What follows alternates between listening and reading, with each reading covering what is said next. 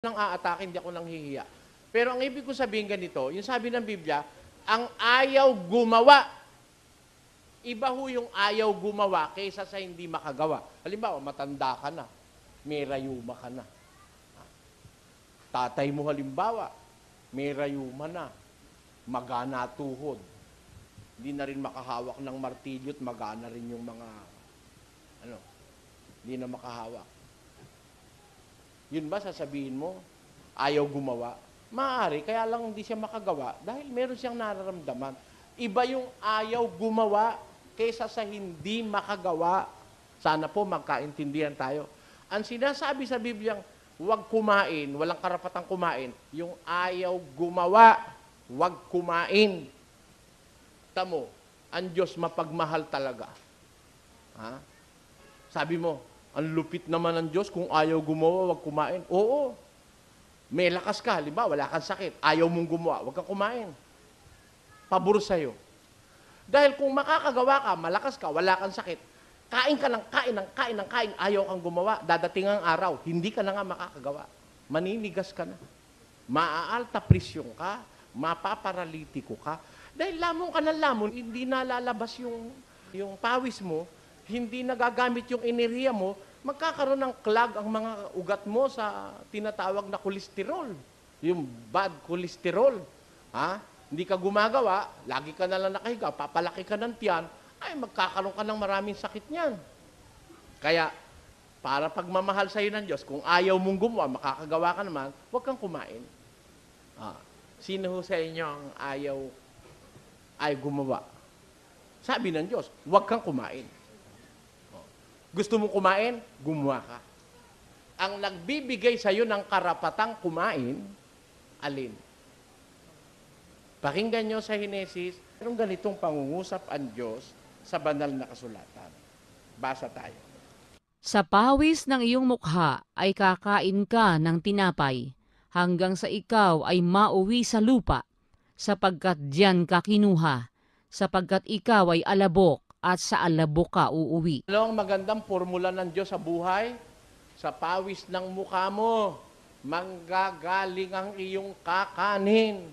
Therefore, hindi masamang kumain, pero kailangan pagpawisan. Ha?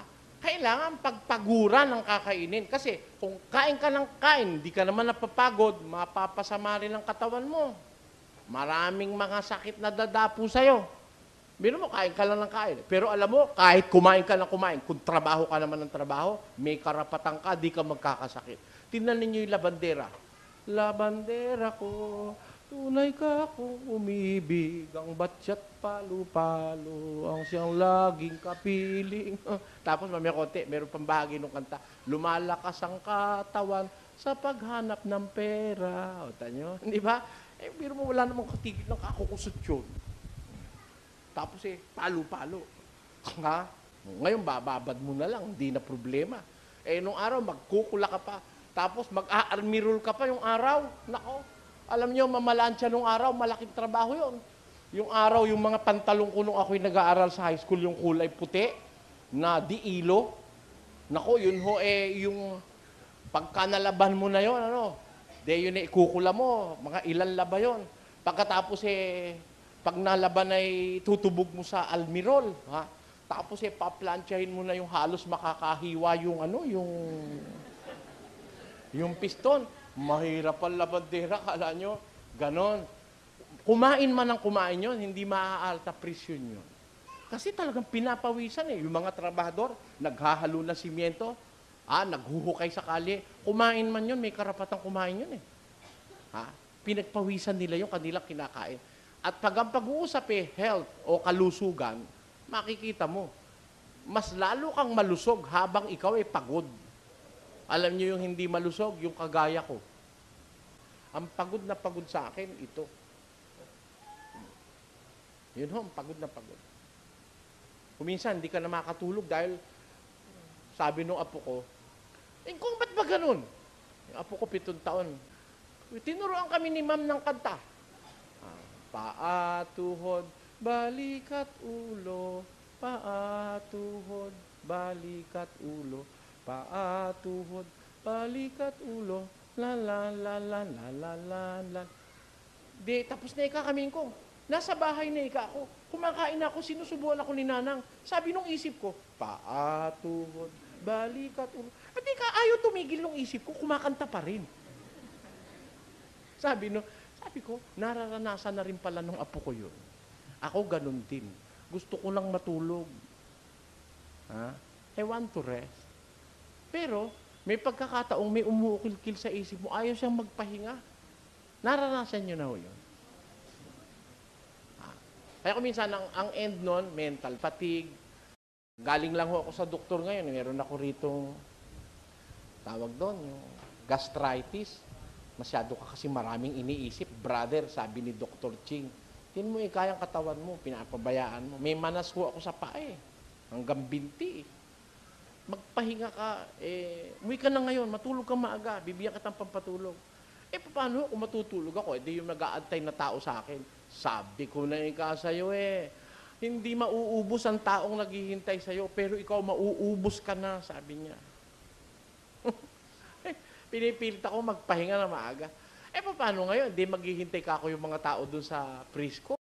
Meron kaming Bible Exposition Doc. Yan ang sinasabi ko sa'yo. Sabi niya, magkaroon ka ng panahon sa sarili mo. Sabi mo sa kanila, may appointment ka. Anong appointment? May appointment ka sa sarili mo. Sabi ni doktor. Sometimes you have to have an appointment with yourself, sabi niya. Hindi ko naman magawa yun. Kaya mahirap yung hindi nagtatrabaho, walang exercise. Marami kang mararamdamang sakit ng katawan. Minsan, tataasan ka ng presyon. Kagaya kanina, mataas yung presyon ko.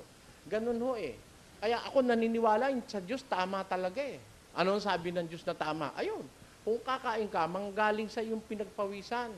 Hindi baling kumain ng tao, basta't pinapawisan siya. Napapagod siya nang gagaling sa marangal na hanap buhay.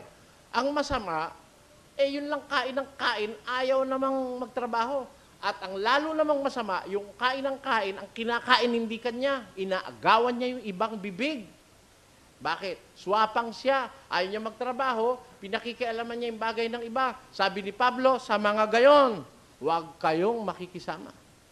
Tanyo, kaya yung Kristyanismo, yan ang pinaka-popular na relihiyon daw sa mundo. Pero yan ang pinaka-least understood religion in the world. Yan ang pinaka-hindi naiintindihan. Actually, the best religion and the only true religion in this world is Christianity. But it is the one religion that is not fully understood by men. Mula nang ito'y maitatag sa ibabaw ng lupa. Maraming nagsasabing Kristiyano, tanungin mo hanap buhay. Tanungin mo ang paraan ng pamumuhay. Hindi sila talaga Kristiyano. Sa Kristyanismo gusto mong maghanap buhay na marangal? Okay. Hindi masama hanap buhay. Magnegosyo ka? Okay din. Kaya lang, ang sabi sa Biblia, kakain ka, sarili mong tinapay. Yun talagang sayo. Hindi mo inagaw kahit kanino. Walang na-deprive na labi, wala kang naapi. Hindi mo sinamsam sa pamamagitan ng sugal.